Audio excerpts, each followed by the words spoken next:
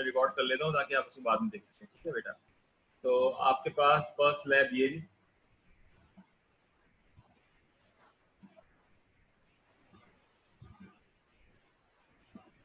देखो बेटा, पहला सवाल ये कि आपसे ये पूछा जा रहा है कि ये बताइए कि ऑसिलोस्कोप होता क्या है। जी बताइए, ऑसिलोस्कोप क्या होता है? What is oscilloscope? जी बोलिए जी, ऑसिलोस्कोप क्या होता है?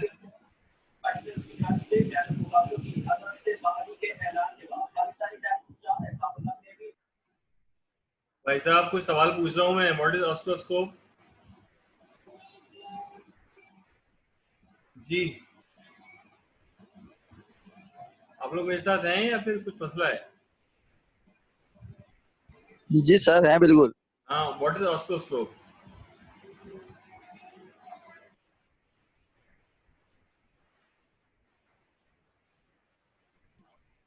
Define oscilloscope. ठीक है बेटा, पहला सवाल। जी, आप इसका जवाब मुझे दे दीजिएगा लास्ट में।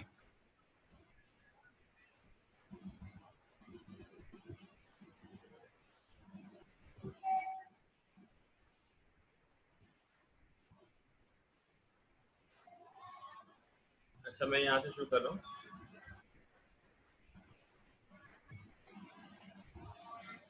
अच्छा, उसके बाद क्वेश्चन ये नंबर 2, डिफाइन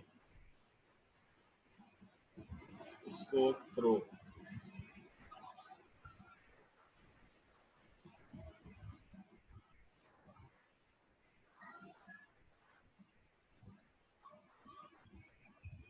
स्कोप प्रो 1। ये स्कोप प्रो 1 क्या होता है? जी बेटा जल्दी जल्दी बताते जाओ। वो define scope pro 1। Scope pro 1 क्या होता है कि आपकी कनेक्टिविटी जो करंट होता है वो आपको प्रोवाइड करता है, ऑसिलोस्कोप में लेकर जाता है। इसमें एक हुक होता है और एक नेगेटिव होता है, ये मैं आपको बता चुका हूँ, उसको आप देख लीजिएगा। तो स्कोप प्रो 1 होता क्या है?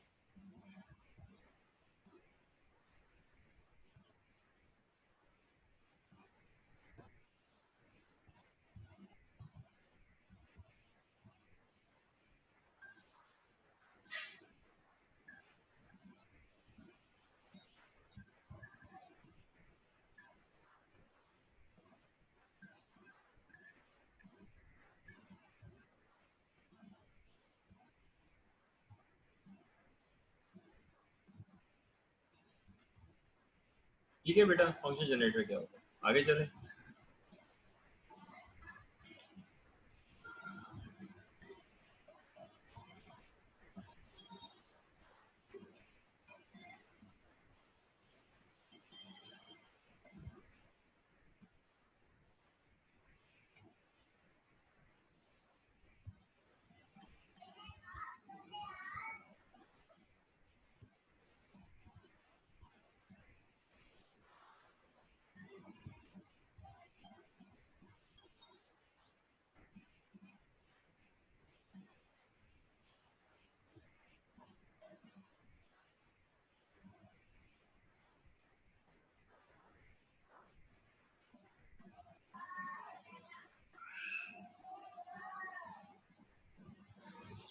सर चौथा डिफाइन द हर्ट सर। आई जी।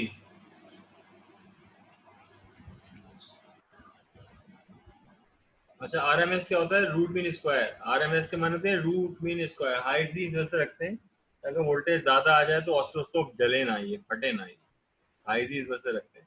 सही है, तो हाई जी जो है आपके पास, उसमें अगर हमें पता ना हो कि करंट क्या है तो हम हाई जी पे रखते हैं। और आरएमएस के माने होते हैं रूट मीन स्क्वायर, जो वेव चलती है उसके उसको कहते हैं आरएमएस।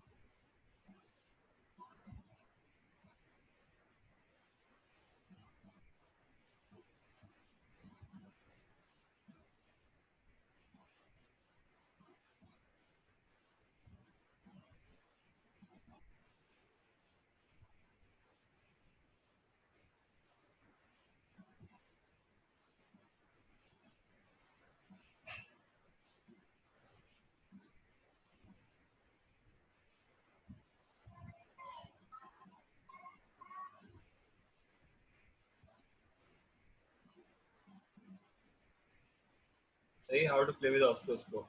ओके बेटा, ये आपके पास क्वेश्चंस हैं, आप इसको जो है आपने इसके आंसर निकालने हैं, बनाना है इसको। ओके, मैं अब क्या कर रहा हूँ, इसमें कोई क्वेश्चन आपसे मुझे पूछना है, मैं बता भी चुका हूँ, पढ़ा भी चुका हूँ, तो क्वेश्चन तो नहीं है आपके पास? Any question? सर इनके बारे में एक दफा रिपीट करेंगे आप या अभी करेंगे? नहीं बेटा, ये आपको वीडियो देखनी है और जवाब लिखने हैं। ठीक है सर। आपका तो मैं तैयारी करवा रहा हूँ। तैयारी का मतलब ये कि क्वेश्चन ऐसे होंगे, अब आप उसको पढ़ें, इसको देखें, आपके आंसर तो माशाल्लाह मुझसे भी अच्छे होते हैं। ठीक है, और हाँ सर। उसके बाद इसको आंसर लिखें, आंसर लेके तैयारी करें इसकी। अब आपकी जो भी लैब आएगी आप उसको इंशाल्लाह जो है उसको कामयाब कर लेंगे इंशाल्लाह। अच्छा, हम अब लैब 2 पे जा रहे हैं।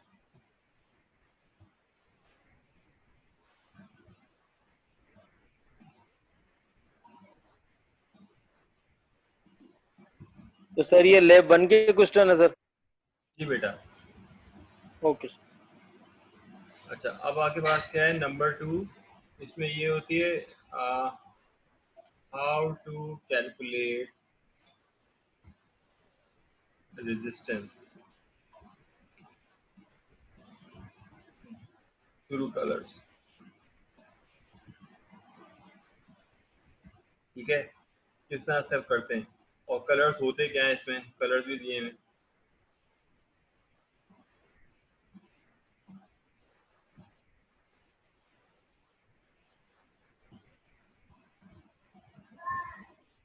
ठीक है बेटा, उसके बाद है how many colours are there in colour coding. ठीक है बेटा, ये आपके पास दूसरा सवाल हो गया। ओके, उसके बाद तीसरा सवाल हो गया, व्हाट इज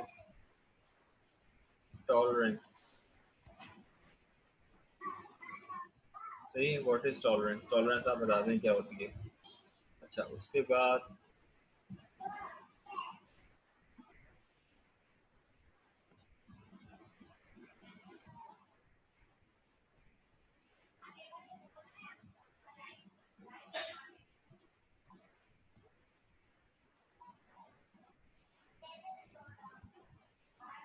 अच्छा, what is BBRO, YGB,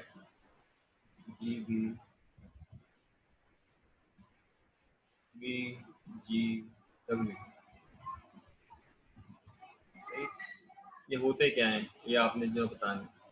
okay बेटा, ये आपने जो है वो सेकंड लैब चीज़ के मुताबिक मैंने बता दिया कि क्या है क्या नहीं है। हम थोड़ा सा तेज़ चल रहे हैं। सही है, तो आप ये ऑलरेडी इस लैब को दे भी चुके हैं। कोई क्वेश्चन ऐसे तो पूछ लीजिए, फिर मैं आगे जाऊँ।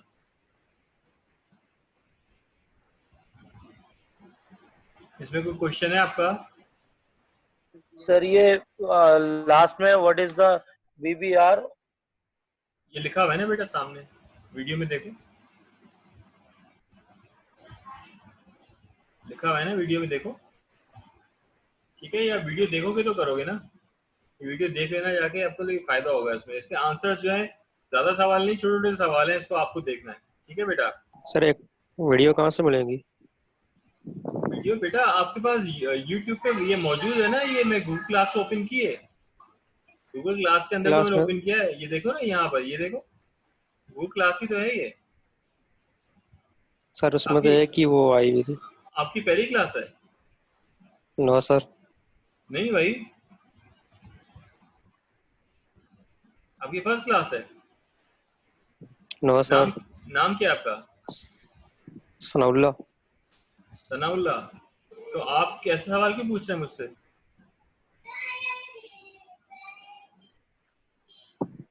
सनाउल्ला, तो गूगल क्लास में नहीं पड़ेगी ना ये वीडियो? क्यों नहीं पड़ेगी, कौन कह रहा है? एक मिनट ये वापस आप दे। बताइए, दानियाल आप बता दें, ये आप इस क्लास में ऐड हुए हैं? यार तुम तो मुझे डरा रहे हो भाई।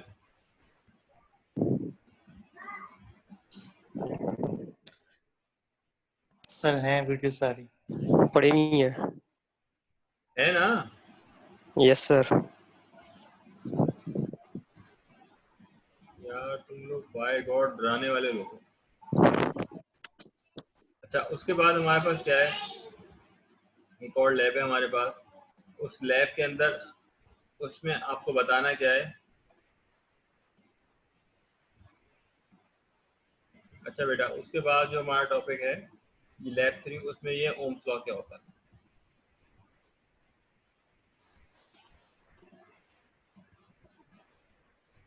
ठीक है बेटा, ओम्स लॉ होता क्या है, आपने ये ओम्स लॉ बताना है कि होता क्या है इसके अंदर। सही है। और उसके बाद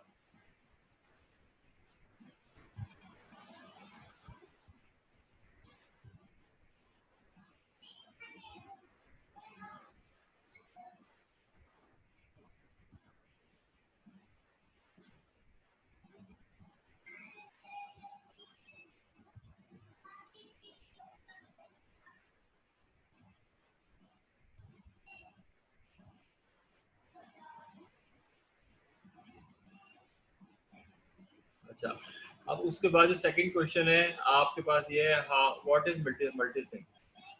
व्हाट इज मल्टीसिम, आप ये बताते हैं मल्टीसिम होता क्या है। अच्छा, मल्टीसिम के अलावा एक और होता है, what is electronic workbench, EWB कहते हैं, EWB, या उसका दूसरा नाम है electronic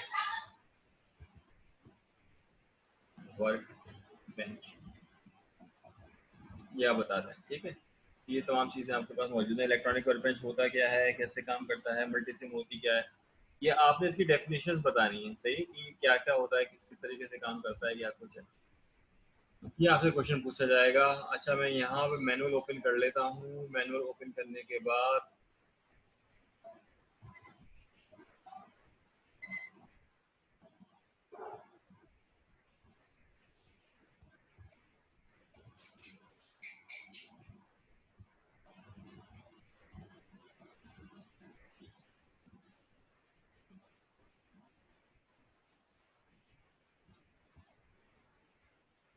ji,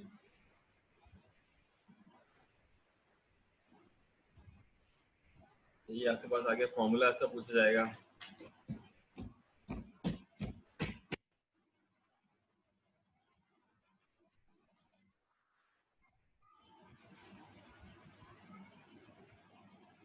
formula of Ohm's law. ठीक है बेटा, ये आप बता दीजिए फॉर्मूला होता है।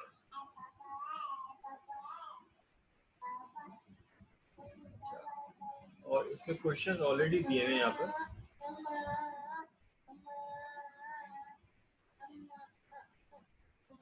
सर बस 3 ही लैब है ना सर? 3 लैब नहीं है भाई, 10 है। तो पढ़ने वाले हो, तुम्हें क्या मसला है। ठीक है, और ये क्वेश्चन आपके पास दिए हुए हैं यहाँ पर। इसमें क्या पूछा गया है, इसमें अभी देख लीजिए। इसमें ये what can you say about the relationship between voltage and current, ये आपको बताना है। प्रोवाइड, ये आपका सवाल हो गया, ये हो गया। अच्छा, उसके बाद क्या है, एक ही चीज है आपके पास, टू पैरेलल रेजिस्टर्स। अच्छा, पैरेलल रेजिस्टर्स के माने क्या हो गए हमारे पास, पैरेलल रेजिस्टर्स के माने ये हो गए कि आपके पास 1/R is equal to 1/R1 plus 1/R2। तो ये हमारे पास है, सिंपल सा सब जवाब है, आप उसको लिख दीजिएगा। इसमें कोई ऐसी चीज़ नहीं पूछी गई है जो बहुत मुश्किल हो और आप उसको ना बता पाए। तो 1/R is equal to 1/R1 plus 1/R2। अच्छा बेटा, अब उसके बाद जो नेक्स्ट है हमारे पास, वो हमारे पास क्या, डीसी सर्किट का है। Investigate the characteristics of series resistive circuit and DC. तो इसमें है क्या, देखो बेटा, अगर ये सीरीज के अंदर है तो सब ऐड हो जाएंगे एक साथ, अगर पैरेलल के अंदर है तो 1/R में जाएंगे। ये इसमें पूछा गया है इसके अंदर। तो ये आप उसको बता दीजिए क्या क्या, हमारा सीरीज के अंदर है तो रेजिस्टेंस बढ़ जाएगी, वरना रेजिस्टेंस जो है वो नहीं बढ़ेगी। सही है। और अभी क्वेश्चन आ गए हमारे पास।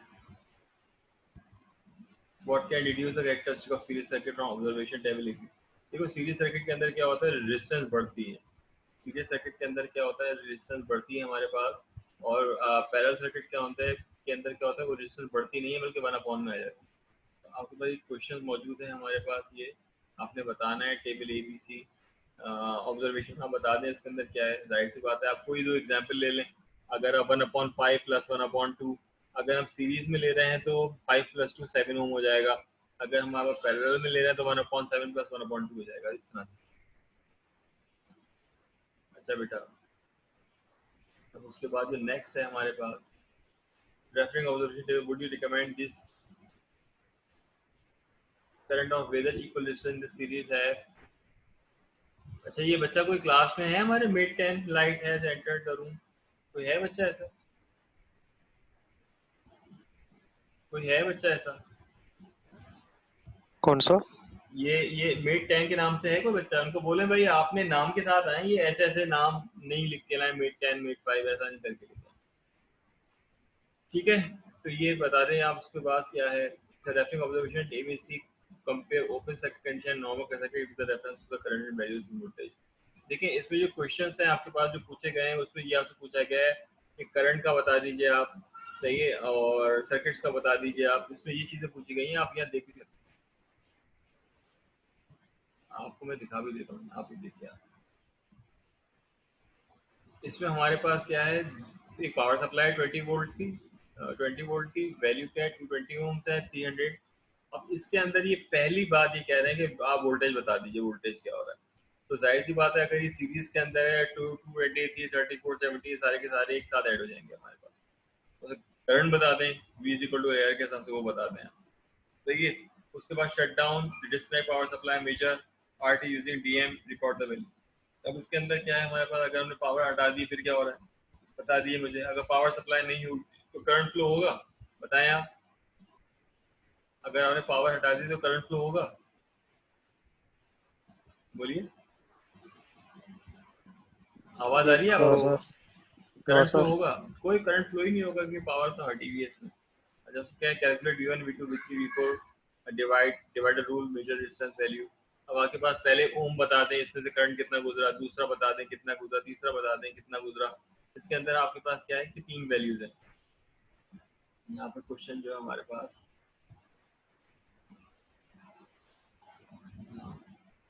Values of V1 V2 V3, सही है, ये आपको बतानी है, फाइंड करनी है वैल्यूज को। अब आप बताइए कि ये वैल्यूज कैसे फाइंड करेंगे।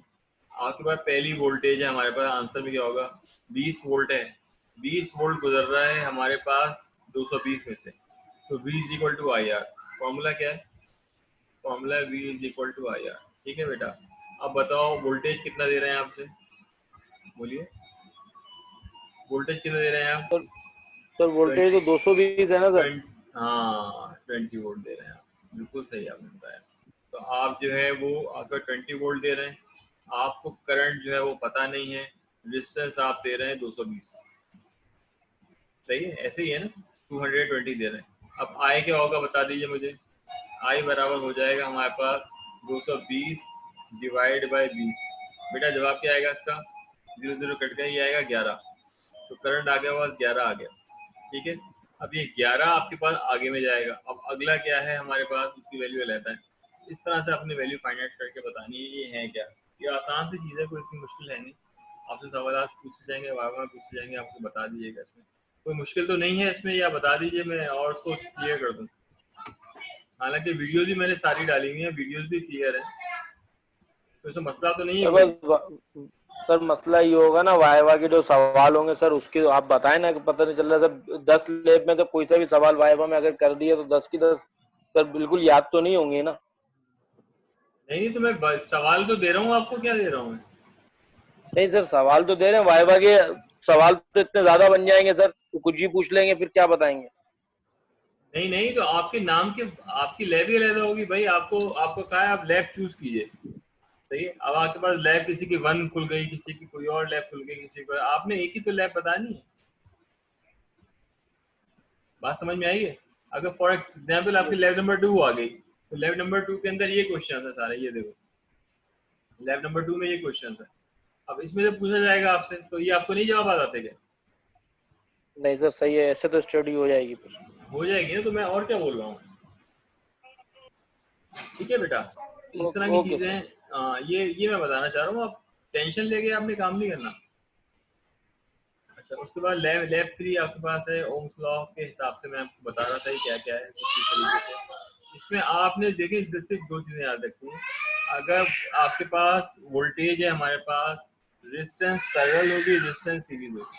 अगर रेजिस्टेंस सीरीज में तो सब ऐड होते चले जाएंगे, अगर रेजिस्टेंस पैरेलल में 1/R is equal to 1/R 1/R। ठीक है बेटा, ये आपने याद रखना जी।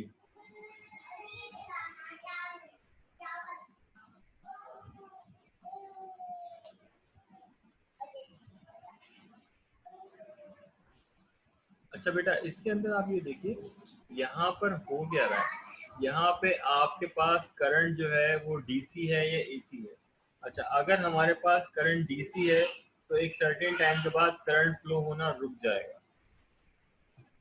यह लेफ्ट फोर सही है। अगर हमारे पास क्या है, V is equal to I R आप फॉलो कर रहे हैं, V is equal to I R आप फॉलो कर रहे हैं, और आपके पास वोल्टेज जो है वो डीसी है, तो करंट एक टाइम के बाद जो है वो फ्लो करना रुक जाएगा, स्टॉप हो जाएगा। सही है। और क्यों रुकेगा वो? अगर उसमें रखा हुआ है क्या, कैपेसिटर। अगर उसमें कैपेसिटर लगा हुआ है हमारे पास, तो एक करते सर्टेन टाइम के बाद उसमें सब करंट बंद फ्लो करना वो रुक जाएगा। ठीक है बेटा, मैं आपको बताना ही चाह रहा हूँ। तो V is equal to I R के हिसाब से डीसी करंट में, मगर हमारे पास यही सेम चीज वैल्यू मौजूद है और हम इसको V is equal to I R ले रहे हैं और करंट ले रहे हैं एसी।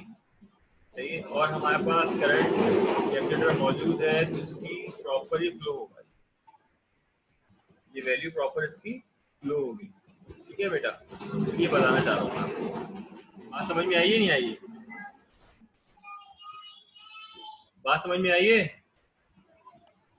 Yes sir. बात समझ में आई है ना आपको कि मैं क्या बताना चाह रहा हूँ? Yes sir. डीसी करंट जब रुक जाता है कुछ टाइम के बाद, हाँ, AC आप नहीं जब रुकता। आपको थोड़ा सा जो है ना इसको स्टडी भी करना पड़ेगा। मैं आपको लैब भी दिखा देता हूँ।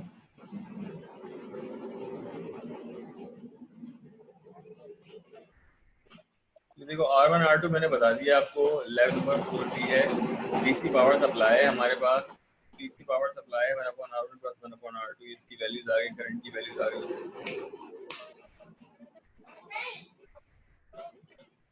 अच्छा, अब यहाँ पर आप ये देखिए R1 प्लस R2 में क्या है हमारे पास, ये रेजिस्टेंस बना, ये रेजिस्टेंस 2 है हमारे पास, और ये दोनों सीरीज में लगी हुई। अच्छा, सीरीज ये सीरीज नहीं, ये पैरेलल है। ये भी पैरेलल है, ये पैरेलल है, ये पैरेलल है। तो 1/R1 plus 1/R2 plus 1/R3। तो ये अगर सीरीज में होगा तो ये एक साथ लगी हुई होंगी, इसमें पावर ऐड होती चली जाएंगी। हाँ, ये तो पैरेलल है। ठीक है बेटा, ये चीजें आ गई। आगे अच्छे क्वेश्चन में देख लेता हूँ, क्वेश्चन क्या पूछे गए। हाँ, ये क्वेश्चन आ गए। How does total resistance compare to the smallest of the 3 parallel resistors? सही है। तो आपके पास किस तरह से हम इसको कंपेयर कर सकते हैं तमाम वैल्यूज के साथ। इस IT under normal circuit condition less than IT for open circuit condition. सही है। उसके बाद क्या, what can you deduce about the characteristic of a parallel circuit from observation tape BNC। देखिए, पहली कंडीशन के माने ये है कि आप टोटल रेजिस्टेंस किस तरह से आप निकालते हैं, कंपेयर करते हैं स्मॉलर रेजिस्टेंस वैल्यू के साथ। अब आप बताइए कि टोटल रेजिस्टेंस जो है RE, तो ये RE ये बड़ी होगी R1 से या नहीं होगी? बताइए, बात समझ में नहीं आई है? देखिए आपके पास R1 क्या है, R1 की वैल्यू है 2, R2 की वैल्यू है 3, R3 की वैल्यू है 4, यानी 2 3 4 है। ये लगे हुए सीरीज के अंदर, तो 2 + 3 + 4 क्या हो गया, 9 हो गई। अब बताइए कि अगर यहाँ पर RE लिखा हुआ है 9 और यहाँ पे लिखा हुआ है R1, R1 की वैल्यू है 2, तो बताइए ये कंडीशन ट्रू है या फॉल्स है?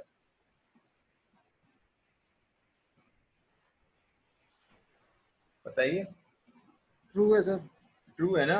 देखिए आपके पास R1 क्या है, हमारे पास R1 2 है, R2 3 है, R3 4 है। तो हम तीनों को ऐड कर लिया आपने, तो 9 आ गई।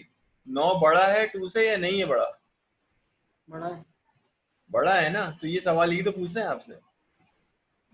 सही है। तो आपके पास 3 पैरेलल रेजिस्टर्स। अच्छा, 3 पैरेलल रेजिस्टर्स के माने अगर हम इसकी सीरीज की बात ना करें और पैरेलल की बात करें तो वो रहता है।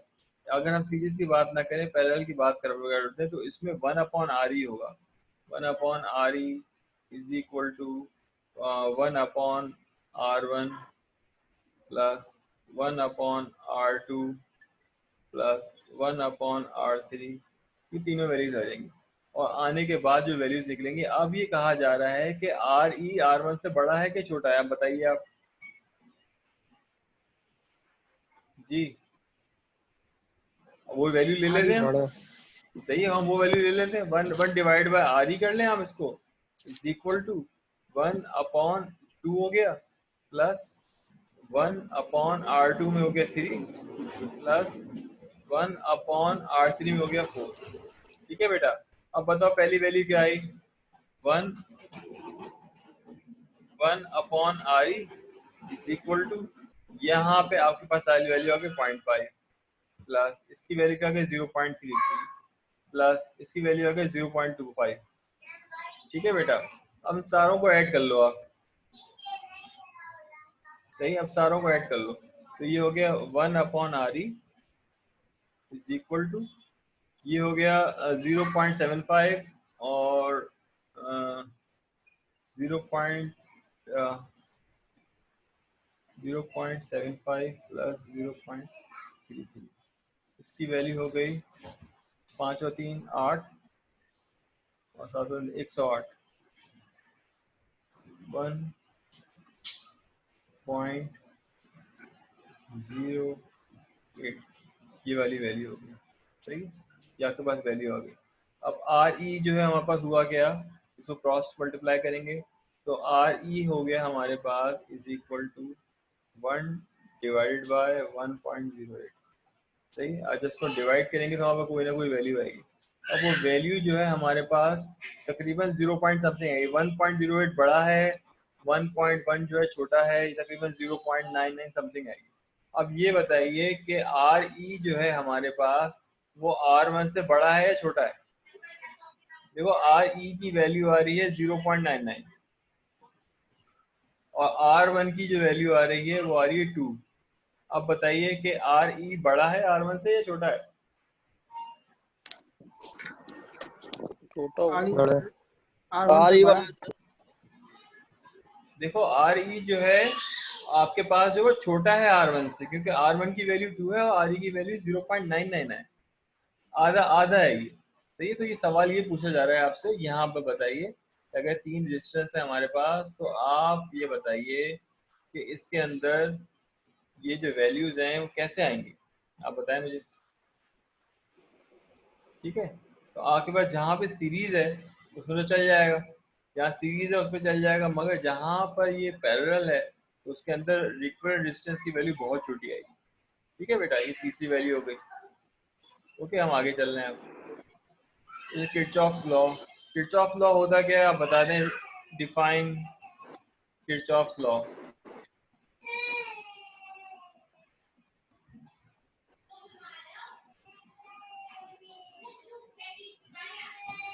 जी बेटा बताओ, Sir, किरचॉफ्स लॉ लॉ क्या current होता है? entering or current leaving must हाँ, ये be जीरो zero. होता है, मस्ट बी जीरो, बिल्कुल सही है बेटा, बहुत अच्छा बताया। सही है, तो नोड जो है, node in and node out values की जीरो होती है, आप देख सकते हैं। एल्जेब्रिक सम भी आपके पास जीरो हो गया आपके पास। ठीक है बेटा, अच्छा इसके अंदर आपसे पूछा जा सकता है ये डायग्राम एक्सप्लेन करें, ये डायग्राम एक्सप्लेन करें, इसमें पूछा जाएगा एक्सप्लेन द डायग्राम, आप डायग्राम को एक्सप्लेन कर दें। अब इस डायग्राम में बेटा क्या है बताओ जरा, ये बैटरी लगी हुई है, यहाँ पे नेगेटिव लगा है, यहाँ पॉजिटिव लगाया, आपको पता लग गया इस डिस्टेंस से कितना करंट बना। तो यहाँ नेगेटिव लगाया, यहाँ पॉजिटिव लगाया, इसका मतलब ये कि इधर से जो करंट गुजर के आया वो कितना था। तो यहाँ नेगेटिव लगाया, यहाँ पॉजिटिव लगाया, आपको पता लगेगा कि आपके पास करंट कितना बच रहा है। तो आपको डायग्राम को एक्सप्लेन करना है। एक्सप्लेन, आप पेज नंबर कौन सा, पेज नंबर 6 है, वो पेज नंबर है 48, 48/100। ठीक है बेटा, ओके, या बता दें इसमें।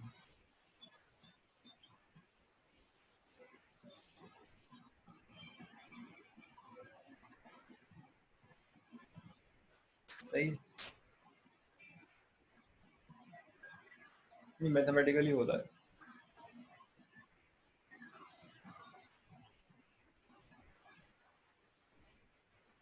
सही है, प्रैक्टिकली होता है, इसकी वैल्यू 0 आती है। अगर लाइन लॉसेस ना हो तो, लाइन लॉसेस अगर हैं तो वैल्यू 0 नहीं आएगी, वैल्यू कम आएगी। अच्छा, उसके बाद क्या है, star delta converging at bit power dissipate in each configuration, ये आपने जो है बताना है। तो इसके अंदर क्या है, तमाम 3 रजिस्टर्स हैं हमारे पास। इसको मैंने समझाया भी था आपके पास कि स्टार के अंदर किस तरह से आप उसको लगाते हैं, क्या कुछ करते हैं। तो आपने वैल्यूज़ को फाइंड आउट करना है, ये मैं बता भी चुका हूँ ऑलरेडी लैब के अंदर। तो आपको मैं डायग्राम दे दूंगा आपको, सही है, कि आपके पास स्टार डायग्राम एक्सप्लेनेशन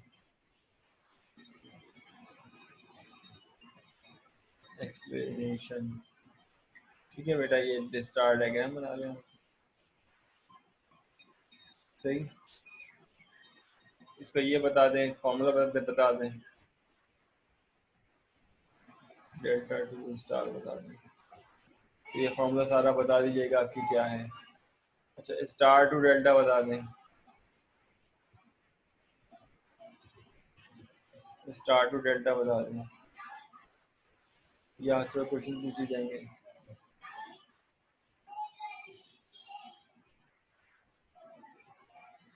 अच्छा, how much current will flow through resistors. अच्छा, अब इसका मतलब ये डायग्राम दिखा के आपसे पूछा जा सकता है कि कितना फ्लो हो रहा है करंट, क्या फ्लो हो रहा है। तो डायग्राम के अंदर 2 3 4 आपकी मर्जी है कि आप क्या रेजिस्टेंस की वैल्यू लेते हैं और समझा दीजिएगा उसको कनेक्ट करने के बाद कि ये चीज़ें पैरेलल हैं, ये चीज़ें सीरीज के अंदर हैं, आप उसको समझा दीजिएगा। तो ये चीज़ें मौजूद हैं। देखें, आपको मैं ऑलरेडी बताया है, वीडियो के अंदर भी मैं बता चुका हूँ मैं ऑलरेडी। ये वाली चीज़ें ये देखें, ये 1000 है, ये 100 है, ये भी 100 है, 390 390, ये आपने बता दिया इसको। ये दोनों सीरीज में, ये दोनों सीरीज में, इन दोनों का क्या करना है आपको, 100 प्लस 390 490, ये भी हो गया 490। अब 490 की दो चीज़ें जो है हमारे पास क्या है, वो पैरेलल के अंदर आ गए। तो आप जब 1/r is equal to 1/490 plus 1/490, आपको डिवाइड करके जो वैल्यू निकाली जाएगी वो आपको वैल्यू आएगी। तो ये इतना मुश्किल नहीं है, आसान है, आप इसको एक दफ़ा गो थ्रू तो करें, इट्स वेरी वेरी। अच्छा, उसके बाद हमारे पास है, इसमें क्या है, to find different node voltage. तो ये नोड वोल्टेज दोबारा से डेफिनेटली कि जितना करंट एंटर हो रहा है, कितना करंट लीव हो रहा है, वो नोडल एनालिसिस है हमारे पास। ये देखिए आप, तो आपसे पूछा जाएगा कि ज़रा ये बता दें नोडल एनालिसिस होता क्या है।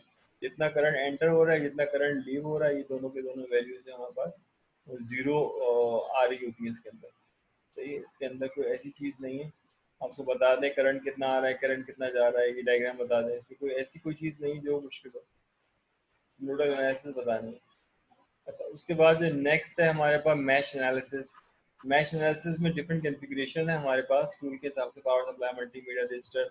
मल्टीमीटर इसके अंदर आपको यूज़ करने को पूछा जाएगा कि अगर हमें मल्टीमीटर एसी में यूज़ करना है तो कैसे होगा, मल्टीमीटर डीसी में यूज़ करना है तो किस तरह से होगा, तो ये आपसे पूछा जाएगा इसके अंदर। तो information regarding multimeter, how multimeter works, ये आपसे पूछा जाएगा, बता दीजिएगा कैसे काम कर रहा होता है मल्टीमीटर। वीडियो में मौजूद है ऑलरेडी, सही। अच्छा, अच्छा, लूप क्या होता है, लूप बता दें आप इसमें, लूप बता दें इसमें। उसके बाद आप मैच बता दें, मैच बता दें इसमें। अच्छा, उसके बाद जो है केवीएल बता दें,